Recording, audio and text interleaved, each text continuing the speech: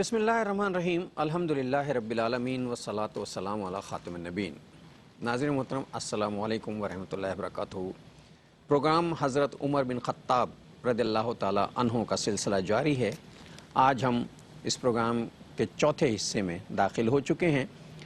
آج ہم جو گفتگو کریں گے اس سے پہلے میں چاہتا ہوں کہ ARY نے ایک مہم چلائی ہوئی ہے، اور ظاہر ہے کچھ باتیں جب بہت اہم مراحل ہوں تو اسی وقت کرنی چاہیے۔ اس وقت بہت سے ناظرین موجود ہیں۔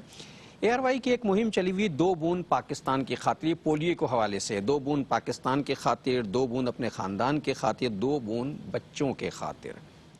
صحت جو ہے اس کی مذہب میں بھی بہت اہمیت ہے، اور اللہ تعالیٰ نے بھی یہ امانت ہمارے پاس دی ہے ہمیں، یہ صحت کی، اور اس کی حفاظت کرنا ہماری ذمہ داری۔ جی ڈاکٹر صاحب، کیا خیال ہے آپ کا اس سلسلے میں؟ 2 بوند پاکستان کے لیے، 2 بوند اپنے لیے، 2 بوند بچوں کے لیے، اور 2 بوند پوری انسانیت کے لیے۔ یقیناً پولیو کے حوالے سے یہ بات ذہن میں رکھنی چاہیے کہ پولیو ایک ایسا مرض ہے کہ جس سے نجات حاصل کی جا سکتی ہے، لیکن سنجیدگی کے ساتھ اگر ہم چلتے ہیں تو ہم یقیناً پورے معاشرے کو محفوظ کر سکیں گے، اور پولیو سے بچنا صرف اپنے لیے نہیں بلکہ دوسروں کے لیے بھی اچھا ہے۔ محتاجی سے باہر نکلیے، اپنے آپ کو بھی اپنے معاشرے کو بھی مستحکم کیجیے۔ کیوں کہ شفا جب ہم بیمار ہوتے ہیں تو رب کی طرف سے ملتی ہے، لیکن احتیاط ہماری ہے، اور احتیاط اگر ہم نہ کریں تو پھر شکوہ کسی سے نہیں، پھر وہ نسلیں بیمار ہوتی ہیں۔ تو بیماری سے نکلنے کا واحد طریقہ یہ ہے کہ 2 بوند، جو 2 بوند ہے یہ صرف 2 بوند نہیں ہے بلکہ آپ کی نسلوں کی حفاظت ہے۔ پولیو سے بچنے کا واحد طریقہ یہ ہے کہ اپنے آپ کو اس موذی مرض سے بچائیے، اور یہی موذی مرض ہے جو نسلوں کو تباہ کر رہا ہے۔ آئیے اپنے آپ سے عہد کریں، اپنے معاشرے سے، کہ ہم اس بیماری کے خاتمے میں ایک دوسرے کا ساتھ دیں گے۔ اور ARY اس مہم کا حصہ ہے۔ بے شک ARY بہت بڑی خدمت کر رہا ہے۔ تو مفتی خرم صاحب، میں آپ سے چاہوں گا آپ بھی ہمارے ناظرین کو ذرا سا، چونکہ جب بڑے کہتے ہیں تب سننے والوں پہ زیادہ اثر ہوتا ہے۔ بسم اللہ الرحمن الرحیم والصلاة والسلام علی رسول الکریم۔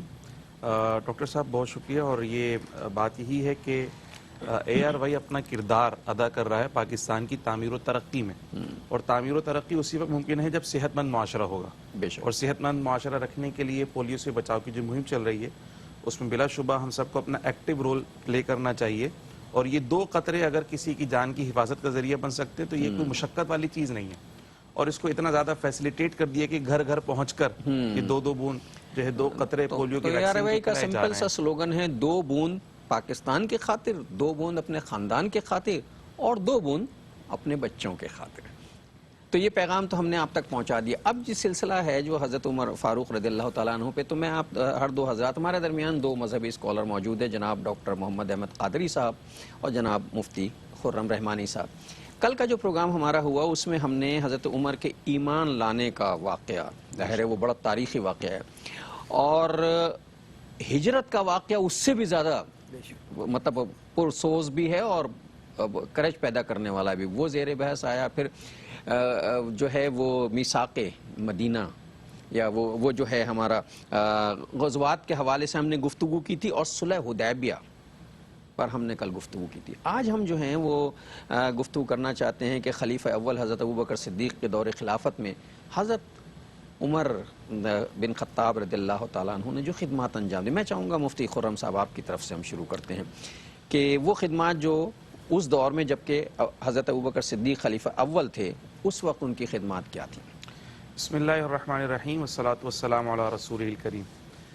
نبی کریم رؤوف الرحیم صلی اللہ تعالی علیہ وسلم کی وصال ظاہری کے بعد جب سیدنا ابوبکر صدیق رضی اللہ تعالی عنہ خلیفۃ الرسول کی حیثیت سے منتخب ہوئے، اور آپ نے جب یہ مسند سنبھالی ہے تو وہ زمانہ بہت فتنوں کا زمانہ تھا، کوئی آرام کا وقت نہیں تھا، اور مختلف قسم کے فتنے چاروں جانب سے اسلام اور مسلمانوں کو گھیرے ہوئے تھے۔ ایسے میں حضرت سیدنا ابوبکر صدیق رضی اللہ تعالی عنہ کی مشیر اور وزیر کی حیثیت سے حضرت عمر فاروق رضی اللہ تعالی عنہ ایک اہم منصب پر اور ایک بہت بہترین کردار کے ساتھ ہمیں نظر آتے ہیں۔ کوئی بھی اہم معاملہ ایسا نہیں تھا جس میں حضرت سیدنا عمر فاروق کی مشاورت ابوبکر صدیق رضی اللہ تعالی عنہ کے ساتھ نہ رہی ہو۔ حتیٰ کہ بڑا ایک اہم، میں آپ سے یہ عرض کروں کہ معاملہ تھا قرآن مجید فرقان حمید کو کتابی شکل میں جمع کرنے کا، اور یہ اتنا اہم کام تھا جس سے آج تک پوری امت مسلمہ فائدہ اٹھا رہی ہے۔ اس اہم کام کی ذمہ داری اللہ سبحانہ و تعالیٰ نے جو یہ کام لیا سیدنا ابو بکر صدیق رضی اللہ تعالیٰ عنہ سے، مگر اس کی ترغیب دینے والے بھی حضرت عمر فاروق رضی اللہ تعالیٰ عنہ میں نظر آتے ہیں، اور آپ نے بار بار اصرار کر کے آپ کو اس بات پر قائل کیا کہ قرآن مجید فرقان حمید کو کتابی صورت میں جمع کر لینے چاہیے۔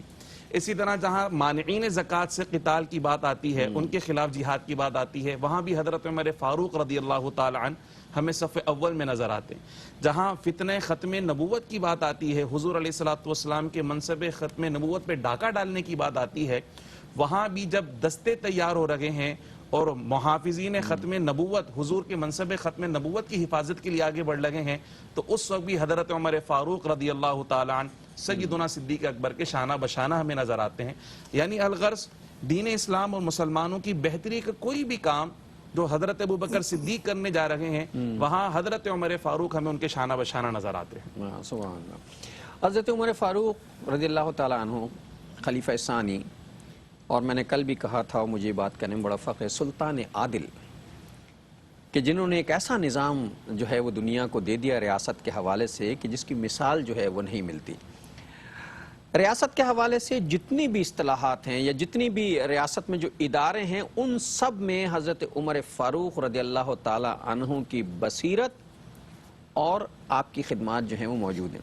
مثلا پولیس کا محکمہ آپ نے قائم کیا، فوجی چھاونیوں کا نظام آپ نے قائم کیا، ڈاک کا نظام آپ نے قائم کیا، نہروں کا سلسلہ آپ نے جاری کیا، ٹاؤن پلاننگ آپ نے کی ہے، سرحدوں کے معاملات جو ہیں آپ نے نپٹائے ہیں، سرائے آپ نے بنوائے ہیں۔ یہ جسے ہم کہتے ہیں سوشل ویلفیئر، یہ سوشل ویلفیئر تو رسول اللہ صلی اللہ علیہ وسلم نے نبوت سے پہلے شروع کر دی تھی، لیکن حضرت عمر فاروق رضی اللہ تعالیٰ عنہ کے زمانے میں ایک منظم ریاست جو ہے اس کا قیام عمل میں آیا۔ ہمارے ساتھ پولیٹیکل سائنس کے پروفیسر موجود ہیں ڈاکٹر احمد قادری صاحب، لیکن میں ایک وقفے کے بعد جو ہے ان سے گفتگو کرنا چاہتا ہوں، اجازت۔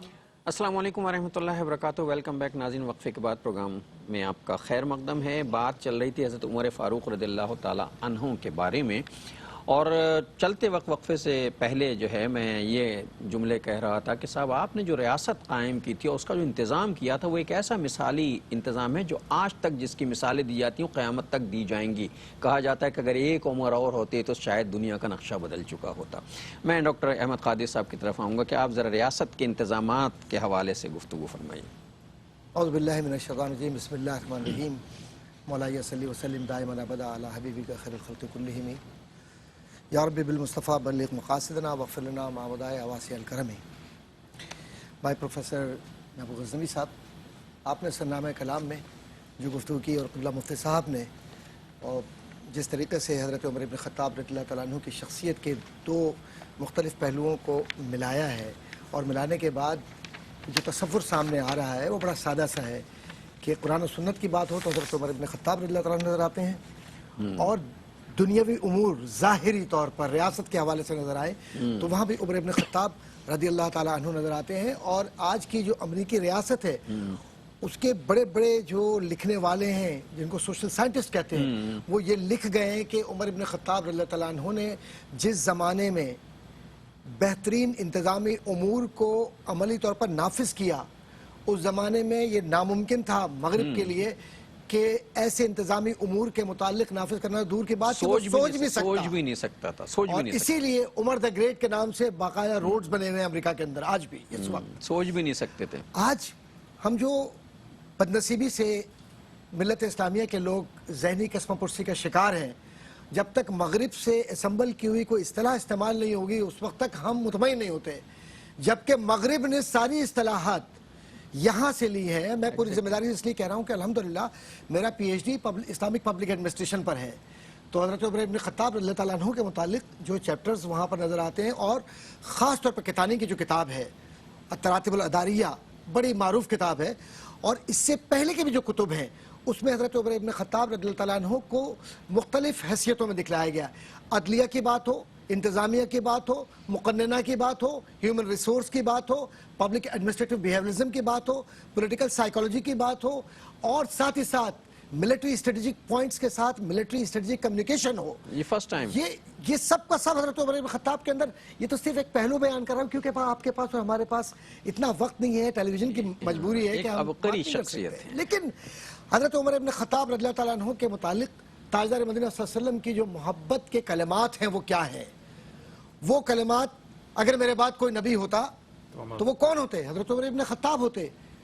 اب اس کا مقصد نبی کا مطلب یہ ہوا کہ حضرت عمر ابن خطاب پر یہ ذمہ داری ہے کہ وہ نبوت کے وہ بنیادی اصول جنہیں تاجدار مدینہ صلی اللہ علیہ وسلم نے ایک ریاست کی شکل میں دے دیا اور لقد کان لکم فی رسول اللہ اسوۃ حسنہ کی شکل میں اپنی ذات کو پیش کر دیا، اے عمر اب تمہاری ذمہ داری ہے کہ تم اس سے انصاف کرو۔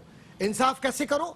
کہ اگر عدالت میں جاتے ہو تو تم وہاں عمر ابن خطاب ہو، خلیفہ وقت کی حیثیت سے تمہارے ساتھ کوئی سلوک نہیں ہوگا، اور اگر اپنے دور کا قاضی یہ سلوک کرنے کی کوشش کرے تو تم یہ کہو، عمر ابن خطاب نے کہا نا کہ مجھے یہ ناگوار گزری ہے یہ بات کہ یہ سلوک کیوں کیا گیا کہ عمر ابن خطاب یہاں پر آیا ہے عدلیہ میں، میرے خلاف اگر کوئی شکایت ہے تو اس شکایت کا ازالہ اس طرح سے ہونا چاہیے کہ عمر ابن خطاب وہاں موجود ہو، تو جو بھی صحابی ہے، جو بھی فرد ہے، اس کے مساوی ہے۔ یہ قانون مساوات ہے جس کو آپ کہتے ہیں، آج ہم اور آپ کیا بات کہتے ہیں؟ Law of equality. Law of equality کیا ہوتی ہے؟ اور لا آف ایکولیٹی تو نافذ ہے آج کے دور میں، لیکن لا آف ایکویٹی نظر نہیں آتی جس کو آپ قانون نسبت کہتے ہیں۔ تو قانون مساوات کے ساتھ آپ چل رہے ہیں آج کے معاشرے میں، جن کو آپ کہتے ہیں کہ ڈیموکریٹک سوسائٹی ہے، یہ معاشرہ جمہوری ہے، لیکن میرے نبی پیارے محمد مصطفیٰ صلی اللہ علیہ وسلم کی ذات گرامی میں قانون مساوات کے ساتھ قانون نسبت بھی نظر آتی ہے کہ اگر اس کی جگہ میری بیٹی فاطمہ ہوتی تو میں اس کے ہاتھ بھی قطع یعنی کٹوا دیتا۔ میں جملے نہیں کہنا چاہتا، میں ذرا سمجھنا چاہتا تھا اس جملے سے، لیکن انصاف کا تقاضا یہ ہے۔ حضرت عمر ابن خطاب رضی اللہ تعالیٰ عنہ جب کسی حاکم کو یا گورنر کو یا عامل کو یا کسی فرد کو، آج کے لفظ میں، آج کی اصطلاح میں کہیے سول بیوروکریٹ یا اسٹیٹ ریپرزینٹیٹیو یا کوئی ایسا شخص جس کو یہ ذمہ داری دیتے کہ تم سول بیوروکریسی کے یا ملٹری بیوروکریسی کے فرد ہو۔ آج بیوروکریسی آپ منفی معنوں میں استعمال کرتے ہیں، اسے اسٹیبلشمنٹ کہہ لیں نا، اسٹیبلشمنٹ کہہ لیں۔ آج کے زمان میں جو لوگ زیادہ آسانی سے سمجھ لیں گے، چلے کچھ بھی کہیں، لیکن ہم نے اس کو اس لیے گالی بنا دیا ہے اور سیاست کے لفظ کو اس لیے گالی بنا دیا ہے کہ اب اس میں سے کردار نکل گیا ہے۔ اس زمانے کا عامل جب جاتا تھا تو اسے نصیحت لکھ کے دی جاتی تھی۔ حضرت عمر ابن خطاب رضی اللہ تعالیٰ عنہ نے جب عمال کو منتخب کیا اور کہا کہ یہ فرد ہوگا تو یہ نہیں دیکھا کہ یہ کتنا بڑا آدمی ہے، یہ دیکھتے تھے کہ اس کا کردار کیا ہے، اور پھر اسے نصیحتیں، ایڈوائس یا اپوائنٹمنٹ لیٹر کے اندر اس کی جو ہے وہ جاب ڈسکرپشن ہوتی تھی۔ آج امریکہ کے اندر جاب ڈسکرپشن پوچھتے ہیں، امیگریشن میں پوچھتے ہیں جاب ڈسکرپشن کیا ہے تمہاری، کس بنیاد پر تم یہاں آ رہے ہو۔ عمر ابن خطاب رضی اللہ تعالیٰ عنہ جاب ڈسکرپشن میں کہتے تھے تم پتلا کپڑا، باریک کپڑا نہیں پہنو گے، ریشمی کپڑا نہیں پہنو گے، تم وہ غذا نہیں کھاؤ گے جو تمہیں ممتاز کرے دوسرے سے، پسی ہوئی یا گھٹی ہوئی یا بہترین غذا جو معاشرے سے ممتاز کرے ایک عام فرد نہ کھاتا ہو۔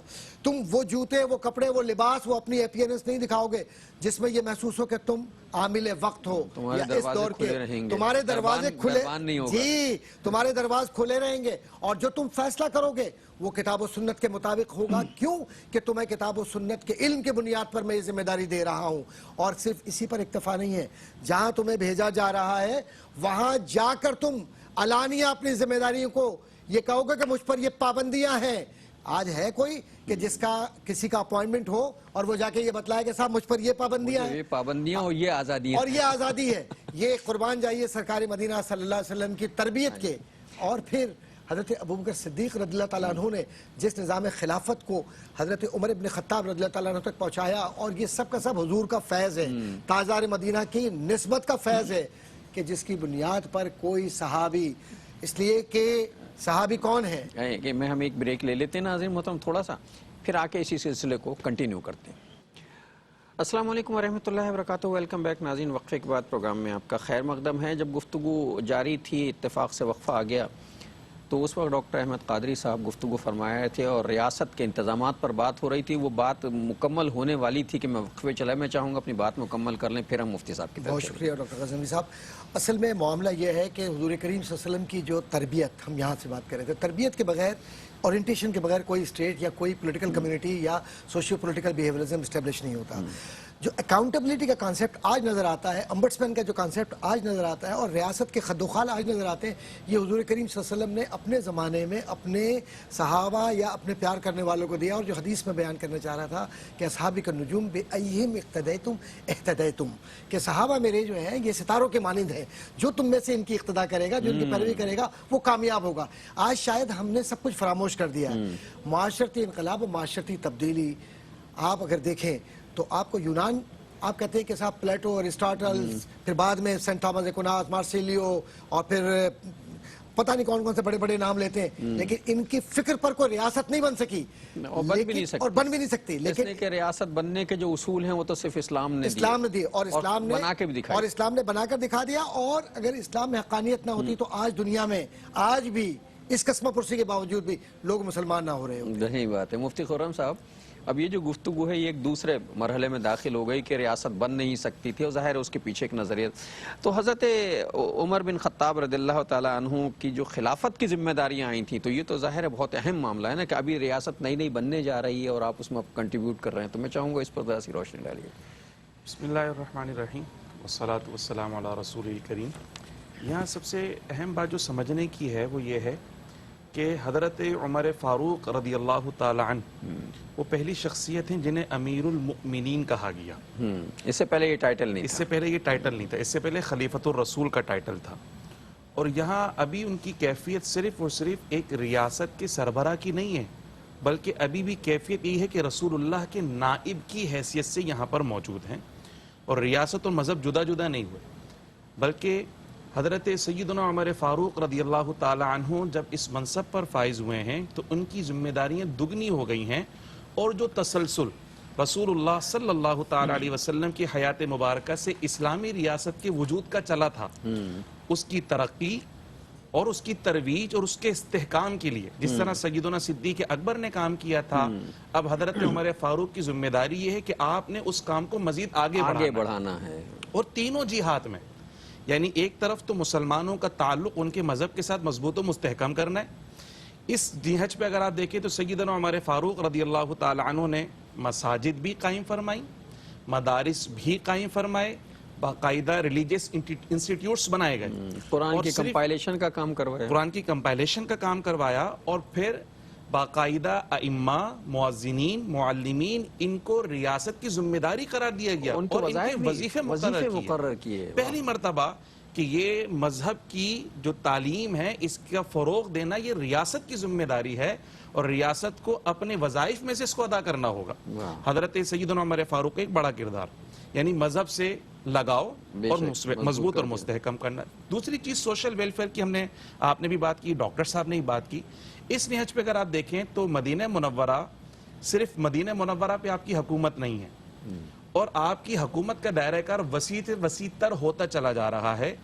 اس وقت سوشل ڈیولپمنٹ کا اور جو بلدیاتی جو نظم و ضبط کا ایسا معیار کہیں نظر نہیں آتا جو سیدنا عمر فاروق نے قائم کر دکھا۔ شاہراہیں، سڑکیں، ڈاک کا نظام جیسے آپ نے کہا، پولیس کا نظام، ٹاؤن پلاننگ، اور اس سے سب سے بڑھ کر سارے آپ نے ادارے تو بنا دیے، لیکن ایڈمنسٹریشن نظر آتی ہے کہ تمام اداروں کی ایڈمنسٹریشن آپ کے ہاتھ میں، آپ سب پہ نگاہ بھی رکھے ہوئے ہیں، اور اس سے بڑھ کر جو آپ کا کردار وہ یہ نظر آتا ہے کہ پولیس اپنی جگہ، فوج اپنی جگہ، قاضی اپنی جگہ، لیکن میری ذمہ داری یہ ہے کہ میں بھیس بدل کر رات کو مدینے کی گلیوں میں پہرا لگا رہا ہوں، میں پہرا دے رہا ہوں، اور میں اپنی رعایا کی خبرگیری کر رہا ہوں۔ تقریباً 23.5 لاکھ مربع میل، تقریباً کم و بیش، تو اپنی ریاست کی، اپنے شہر کی گلیوں میں پہرا دے رہا ہوں کہ اگر کوئی بھوکا ہے تو میری ذمہ داری ہے، اگر کوئی پیاسا ہے تو میری ذمہ داری ہے۔ اور پھر آپ نے ارشاد فرمایا صرف مدینہ میری ذمہ داری تھوڑی ہے، اگر نہر فرات کے کنارے کوئی کتا بھی پیاسا مر گیا تو اس کا جواب بھی عمر فاروق کو دینا پڑے گا۔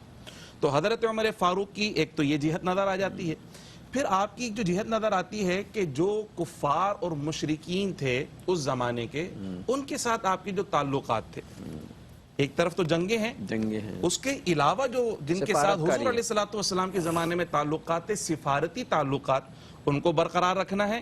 اور آپ ایک ایسی شخصیت کے مالک ہیں کہ آپ بیٹھے تو مدینہ منورہ میں ہیں، مگر آپ کے نام کا خوف قیصر و کسریٰ کے اوپر قیصر و تاری کسریٰ ہے. پر. وہاں پر وہ لرز رہے اور کانپ رہے ہیں کہ عمر اب ان کا خلیفہ بن گیا ہے, اب دیکھو کیا سے کیا ہونے جا رہا ہے. اچھا, یہ ان کی کیفیت, یہ سختی کے ساتھ ساتھ ایک بات میں مزید عرض کرتا چلوں, یہ دوسروں پر تو سخت تھے مگر اپنوں کے لیے بے انتہا مہربان, تھے. یہ پیار کل بھی کرنے بات والے, آئی تو میں نے ایک شعر شفقت پڑھا کرنے تھا والے, اور آپ بھی وہ گفتگو کر حلقہ رہے ہیں. یاراں تو بریشم کی طرح بریشم کی نرم، طرح نرم. رزم حق و باطل ہو تو فولاد ہے مومن. تو یہ کیفیت آپ کی, ایک واقعہ میں نے بڑا, بس 2 جملوں میں اشارہ کرنا چاہوں گا کہ اتنی محبت آپ نے مجاہدین سے کہا کہ جب تم اللہ کے دین کی سربلندی کے لیے میدان جہاد میں جا رہے ہو تو یہ مت سمجھنا تمہارے گھر والے پیچھے اکیلے ہیں, میں ابو العیال ہوں, تمہارے سارے مجاہدین کے گھر والوں کے عیال داری میری ذمہ داری بنتی ہے. اور حضرت عمر فاروق روزانہ مجاہدین کے گھروں پہ جاتے, ان کے دروازے کھٹکھٹاتے کہ تمہارے مرد تو میدان جہاد میں گئے, اگر کوئی ضرورت ہے تو مجھے بتاؤ, کوئی سامان خرید کے لانا ہے تو مجھے یہ ہے بتاؤ. ہمارے حکمرانوں کے لیے رول ماڈل, اللہ اکبر. یہ ہے مسلمان حکمرانوں کے لیے رول ماڈل.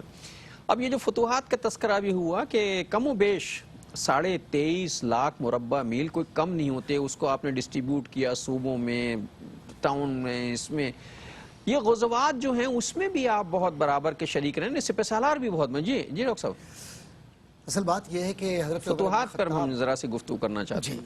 حضرت عمر بن خطاب رضی اللہ تعالیٰ عنہ کی جو شخصیت ہے وہ کمال کی شخصیت ہے, اس میں سارے رنگ نظر آتے ہیں. اور وہ جو قرآن کریم کی آیت ہے نا کہ جب یہ, یعنی جس کا مفہوم یہ ہے کہ جس کا ترجمہ ابھی آپ نے شعر کی صورت میں کیا, رحماء بینہم, اشداء اشداء علی الکفار رحماء بینہم. بینہم. اب یہ کفار کے ساتھ تو سخت ہیں, کیوں ہیں؟ اس لیے کہ وہ اللہ کے سامنے سختی اپنی دکھاتے ہیں, ان کے قلب سخت ہیں. یہ جو معاملہ ہے کہ لوگ آ رہے ہیں حضرت عمر بن خطاب رضی اللہ تعالیٰ عنہ کی بارگاہ میں حاضر ہو رہے ہیں, بیعت کر رہے ہیں, اور 3 دن تک مسلسل جو بیعت کر رہے ہیں آ رہے ہیں, آپ ان کو دعوت دے رہے ہیں کہ جہاد کے لیے تیار ہو جاؤ, جہاد کے لیے تیار ہو جاؤ. کیوں تیار ہو جاؤ؟ کہ حضرت ابوبکر صدیق رضی اللہ تعالیٰ عنہ نے جو اپنے کام میرے ذمہ لگائے ہیں ان میں سے اہم ترین کام یہ ہے کہ دین کے فروغ کے لیے یہ پیغام دنیا تک جائے, اس دنیا تک جائے جس دنیا میں لوگ بغاوت پر آمادہ ہیں دین کے خلاف, بغاوت فرد کے نہیں بلکہ اللہ کے خلاف.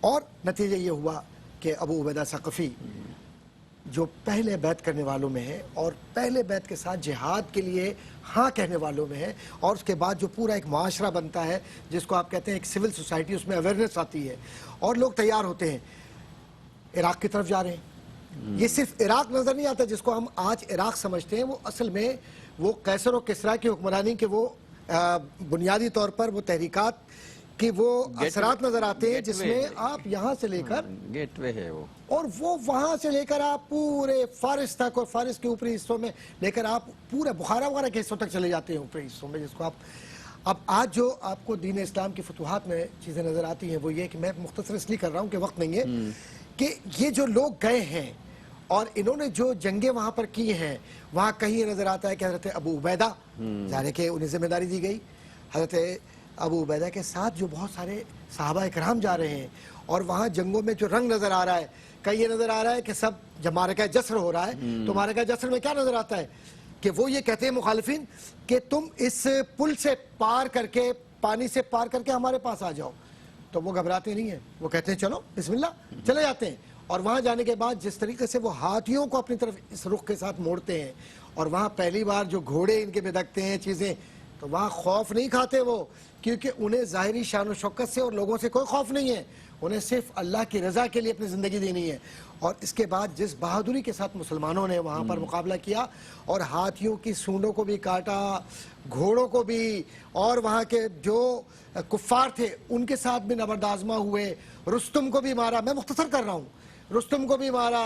پھر وہ جو خاتون نظر آتی ہے وہاں پہ حکمراں, اس کے بعد فیروز اور جو دوسرے ہیں رستم کے ساتھ جو جبان وغیرہ گرفتار بھی ہوتے ہیں, مارے بھی جاتے ہیں, قتل بھی ہوتے ہیں. اور پھر اس کے بعد لاشوں کو جس طریقے سے لاشوں کو پامال نہیں کیا, مسلح نہیں کیا, مسلمانوں نے کہیں توہین نہیں کی, کہیں کسی جگہ پر بھی جا کر یہ نہیں کہا کہ ہم فاتح ہیں, لہذا جس طرح فاتح داخل ہوتے ہیں اور ان زمینوں پر قبضہ کرنے کے بعد جو رعایا سے سلوک کرتے ہیں, عمر بن خطاب رضی اللہ تعالیٰ عنہ نے فتوحات کا سلسلہ ایک بڑا طویل سلسلہ, جنگ قادسیہ, اس کے بعد یرموک, حمص, اور نہ جانے کون کون سے معاملات. آخر میں کیا نظر آتا ہے کہ مصر یہ سارے علاقے اور سندھ تک یہاں تک حکمرانی، مصر تک حکمرانی، مصر سے اوپر افریقہ تک، یہ سارے کے ساری جو زمینی حقائق ہیں، یہ جس کو آپ ملٹری اسٹریٹجی یا اسٹریٹجک پوائنٹ آف ویو سے آپ دیکھتے ہیں، آپ سمجھتے ہیں آسان ہے. آج آپ کو ایک پورا سسٹم بنانا ہوتا ہے. حضرت عمر فاروق رضی اللہ تعالیٰ عنہ نے مکمل ایک کمیونیکیشن کا ایک نظام بنایا. انہوں نے جو کچھ کر دیا ہم ابھی تک اس پر غور بھی کرنے کی صلاحیت نہیں اس لیے نہیں رکھتے کہ ہم نے اپنے ذہن میں یہ بات بٹھا لی ہے کہ اگر ہم مغرب کے جو بنیادی اصول ہیں ان کو اگر جنگی اصولوں کو انہیں اپنا لیں گے تو شاید ہم بہت کامیاب ہوں گے. بھائی تقلید محض کے اندر سوائے بربادی کے کچھ نظر نہیں آتا. صحیح بات ہے. اور قرآن اور حدیث کو اپنا معیار بنائیے. ترکت فیکم امرین، میں نے تمہارے درمیان، تاجدار مدینہ صلی اللہ علیہ وسلم کا کہا ہوا ہے کہ ایک اللہ کی کتاب دے دی، اپنی ذات دے دی، میں مصطفیٰ تمہارے سامنے ہوں صلی اللہ علیہ یا سیدی رسول اللہ، اور اس کے بعد میں نے تمہارے سامنے صحابہ دے دیے، اپنے اہل بیت اطہار دے دیے. اس کے بعد اب کیا چاہیے تمہیں؟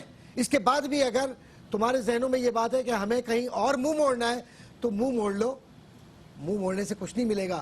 کیوں کہ جو تیرے در سے یار پھرتے ہیں در بدر یوں ہی خوار پھرتے ہیں.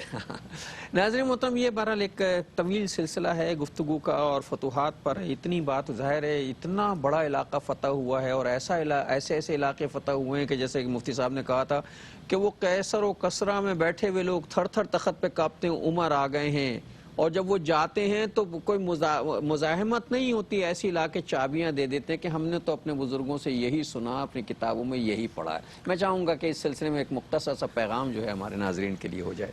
پیغام حقیقت یہی ہے کہ ہر ترقی، عروج، رفعت صرف اور صرف حضور علیہ الصلوۃ والسلام کی تعلیمات پر عمل کرنے سے ہے. جی جی. آج ہم جدید ترین تعلیمی اداروں میں جدید ترین طریقوں کے مطابق جدید ترین ڈگریز لے رہے ہیں، مگر تربیت، اخلاق، کردار میں کوئی واضح تبدیلی اور ترقی نظر نہیں آ رہی. اور حضور علیہ الصلوۃ والسلام نے مسجد نبوی میں بیٹھ کر جو اپنے صحابہ کی تربیت کی، نہ انہوں نے پولیٹیکل سائنس پڑھی تھی، براہ راست وہاں کوئی نصاب نہیں پڑھا، پولیٹیکل سائنس نکلی وہیں سے. مطلب جتنے ہم مذاہب، جتنی ہم سائنسز کی بات کر رہے ہیں، صحابہ نے بظاہر اس طرح کو کوئی نصاب نہیں پڑھا، لیکن حضور کی نگاہ نبوت کر کے دکھایا، حضور کی تعلیم، حضور کی سنت. یعنی حضرت عمر فاروق اور تمام صحابہ کے خاصہ ہے کہ اتباع شریعت، اتباع سنت. حضور کے قدم سے آگے پیچھے بالکل کچھ نہیں. جیسے حضور نے کہا اس کو سختی سے اس پہ عمل کیا ہے. بات یہ ہے کہ وہ معزز تھے زمانے میں مسلمان ہو کر، ہم خوار ہوئے تاریخ قرآن ہو کر، اور جو ترقی ملے گی تو حضور کی نسبت سے یہی حضرت عمر فاروق کی سیرت میں ہم کو نظر آتا ہے. اور یہ کردار کہاں سے لائیں گے کہ قیصر و کسرا کے کنگن جس کے ہاتھ میں، چابیاں جس کے ہاتھ میں، اس کی اپنی پرسنل لائف کا یہ عالم ہے کہ اس کے لباس میں 17 پیون لگے ہوئے ہیں. 17 پیون، یہ ہے حکمران. اور جسے سونے کے لیے فوم کے گدے نہیں چاہیے، وہ زمین پہ لیٹتا ہے، اپنے ہاتھ کو تکیہ بناتا ہے اور لیٹ جاتا ہے. اور دنیا یہ دیکھنے والا، یہ مستشرق یہ کہتا ہے کہ عمر اتنے سکون سے اس لیے سوتے ہیں کہ عمر عدل کرتے ہیں. پیغام سبحان اللہ سبحان اللہ. پیغام کیا پیغام؟ کچھ بھی نہیں. ہم خود احتسابی کریں، سوچیں کہ وہ گھوڑوں پر ننگی پیٹھ پر بیٹھ کر بھی رب کو یاد کرتے تھے، فراموش کبھی نہیں کیا. یہی وجہ ہے کہ دجلہ ہو، فرات ہو، یا دنیا کی کوئی زمین کا حصہ ہو، اس درجہ اللہ تبارک و تعالیٰ نے انہیں عزت سے سرفراز فرمایا کہ آج بھی ان کا نام اغیار میں بھی عزت کے ساتھ لیا جاتا ہے. اور ڈاکٹر صاحب خطا کلامی کی معذرت چاہوں، انسانوں پہ حکمرانی نہیں ہے، پانی پہ بھی نیل کو خط لکھا ہے، بے شک نیل کو خط لکھا ہے اور آج تک جاری ہے. اور یہ کیوں ہے؟ یہ فیضان نظر تھا یا کہ مکتب کی کرامت تھی؟ تو یہ کرامت کیا ہے؟ حضور کریم صلی اللہ علیہ وسلم کا فیض ہے. یہ صحابہ کرام حضور کے فیض کا دریا ہیں. اور آج بدنصیبی یہ ہے کہ ہم نے اپنے اصل سے منہ کو موڑ لیا ہے. آج ضرورت اس بات کی ہے کہ ہم سب سے پہلے اپنے کردار کو، اپنے آپ کو ٹھیک کریں، خود احتسابی کے عمل سے گزریں، دوسروں کو برا کہنے کے بجائے اپنے آپ کی اصلاح کریں. اور یہ جو ہم نے یہ سوچ لیا ہے کہ ہم اس لیے جنت میں جائیں گے کہ ہم جنتی ہیں، ضرور جائیں گے، حضور کی شفاعت بھی ہے، لیکن حضور کی اطاعت بھی ہے. وما آتاکم الرسول فخذوہ، شفاعت مشروط ہے. شرائط مطلب بالکل شفاعت مشروط اس لیے ہے کہ وما آتاکم الرسول فخذوہ وما نہاکم عنہ فانتہوا، رک جاؤ، جو تمہیں رسول کریم صلی اللہ علیہ وسلم دے دیں وہ لے لو. اور کیا دیا؟ انہوں نے کردار دیا ہے.